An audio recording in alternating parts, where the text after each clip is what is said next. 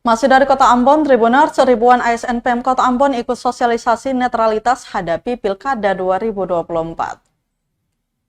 Ribuan aparatur sipil negara atau ASN di lingkup pemerintah kota atau Pemkot Ambon ikut sosialisasi netralitas hadapi Pilkada 2024. Penjabat Wali Kota Ambon, Bodewin Watimena mengatakan, kegiatan seperti ini sudah berkali-kali digelar baik menjelang pemilihan presiden, legislatif hingga kepala daerah saat ini. Ini penting diketahui ASN karena harus menjaga netralitas untuk menghindari sanksi yang bisa diterapkan.